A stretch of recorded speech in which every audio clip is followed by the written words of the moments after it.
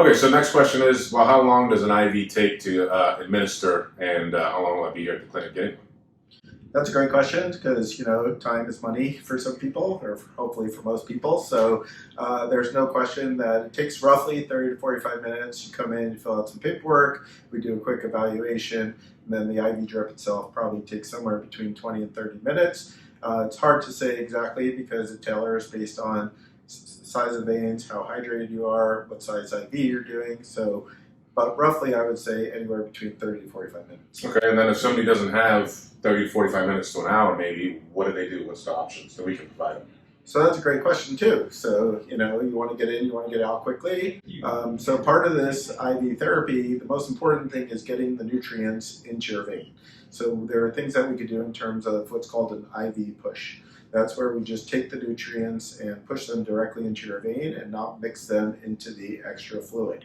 Obviously, it's important to hydrate. Some people that are not hydrating well, you'd want to give them fluid and give them the extra fluid, but there's no question we could do it quicker in about 10 to 15 minutes if we just do a push and then tell you to just drink more fluids if you're not dealing with a dehydration matter. Okay.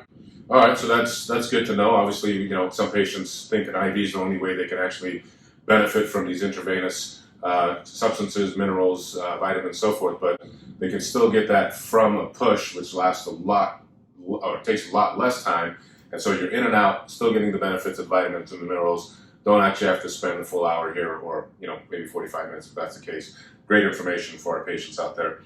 All right, so if someone wants to get an IV pretty frequently, what's really that frequency that they need? I know you kind of mentioned try it out for 4 times a month, but if they really want to keep this going to see benefits, what's kind of the protocol?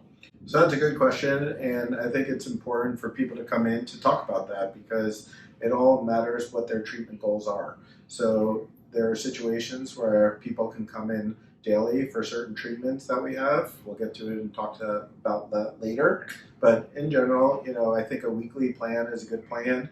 But yes, if someone wants to training for something, needs a recovery, has a situation that they're planning for, needs to get those supplements in, we could definitely do that over shorter periods of time or over longer periods of time. Yeah, I mean, we have a handful of people that are competitive athletes that come in and get them every week.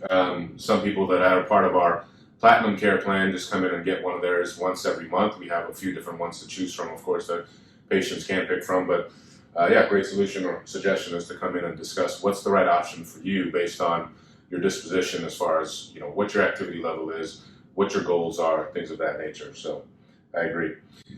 Okay, question people ask also is, what's the difference between an IV and an IM or intramuscular shot? And why can't somebody get the same vitamins and minerals out of an injection versus IV? So that's another great question. So as we talked about a little bit before, there are different routes of administration. So oral, we said, is when you take it and then you have the GI absorption factor, which therefore you don't get as much as you need. So then, how do you bypass that? You could do sublingual stuff, you could do stuff through the skin, you could do stuff through the IV, and yes, intramuscular injections work well. It's another barrier to go through, so when you're injecting something intramuscularly, it then has to get absorbed into the bloodstream, so it's not as strong as doing it directly via an IV, which goes right into the bloodstream. And then unfortunately, there are certain supplements that are out there that will burn if given intramuscularly, so therefore they can't be given that way. Right. So fat-soluble vitamins have to go intravenous. Water-soluble in general can go intramuscular. So that's why B12 is a common one that's done intramuscularly because it's water-soluble, but B12 can also be given IV as well. So it all depends on what you need, and then there are different routes of administration. Absolutely. Just as a kind of touching on that point as far as the GI tract, so people know what that is, that's the gastrointestinal tract. And the reason why you have to, or why it's beneficial to do an IV and an IM versus orally is because you have to just take so much of a vitamin or mineral orally to actually get the same absorption ratio, right? Correct. So one of the most common IVs you can get is called a Myers cocktail. It was named after Dr. John Myers from the 1900s. He came up with this blend of cellular energy that basically works at a cellular level. So a lot of people come in and ask for a Myers cocktail or use that term. One of those IVs would be the equivalent of taking a multivitamin every day for about 3 months. So you can kind of see how much of an effect the GI absorption or the gastrointestinal tract absorption affects your ability to get what you're taking into your system.